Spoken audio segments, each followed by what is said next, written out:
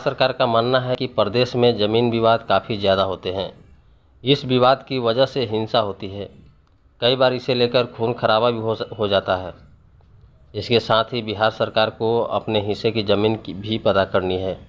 इसके लिए सर्वे कराया जा रहा है। तो आप लोग समझ चुके होंगे बिहार में जो ज़मीन सर्वे स्टार्ट हुआ है।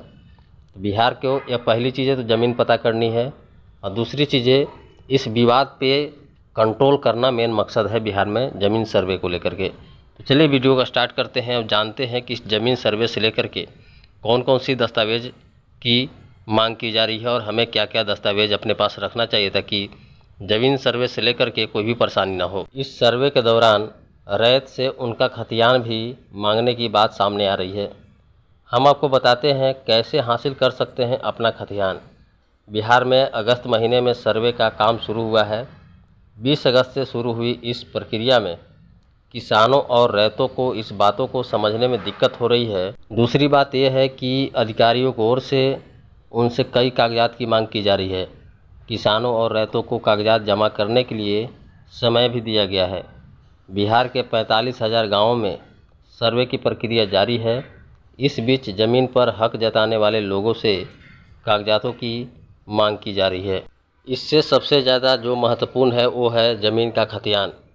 यदि ज़मीन पुश्तैनी है, उसके अलावा वो पूर्वजों जैसे परदादा, दादा और पिताजी के नाम से है, वैसे रैतों को खतियान जमा करना ज़रूरी बताया जा रहा है। इसी से ज़मीन पर मालिकाना हक को साबित किया जा सकता है। खतियान को राजस्व कर्मी भी मान रहे हैं। कुल मिलाकर खतियान रहने से काम आसान हो जा रहा है। रैतों में बेचैनी कई गांव के ग्रामीण माने तो वे लोग लगातार ज़मीन सर्वे को लेकर जिला प्रशासन के राजस्व एवं अभिलेखागार कार्यालय में दौड़ लगा रहे हैं। इसे हासिल करने में रैतों को पसीने छूट जा रहे हैं। इन दिनों सभी जिलों के अंचल कार्यालय में भी भीड़ देखी जा रही है। इतना ही नहीं, रिकॉर्ड रूम में रखे गए खतियान की प्राप्ति के लिए जिला रिकॉर्ड रूम में लोग वहां तैनात कर्मचारियों से गुहार लगाते दिख रहे हैं। दूसरी सबसे बड़ी बात जो निकल कर सामने आई है कि सर्वे को लेकर कुछ लोगों ने अपना धंधा शुरू कर दिया है। वे लोग दलाली लेकर लोगों को खतियान दिलाने का काम कर रहे हैं।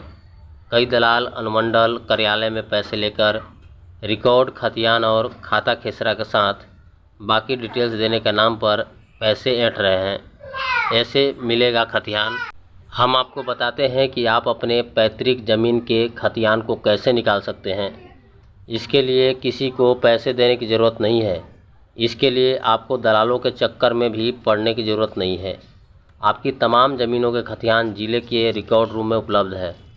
आपको वहां पहुंचकर रिकॉर्ड रूम के कर्मचारी से संपर्क करना है। उसके सहयोग से ज़मीनों का खाता, खेसरा और थाना नंबर देकर चिरकुट के लिए फाइल करना है।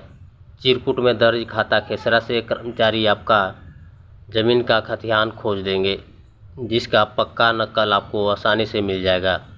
इन दिनों लगातार लोग खतियान की कॉपी निकालने के लिए दर्जनों चिरकुट फाइल कर रहे हैं। उधर राजस्व कर्मियों की माने तो कई मामलों में लोगों में भ्रम की स्थिति है। कई लोग मृत्यु प्रमाण पत्र के चक्कर में फंस गए हैं।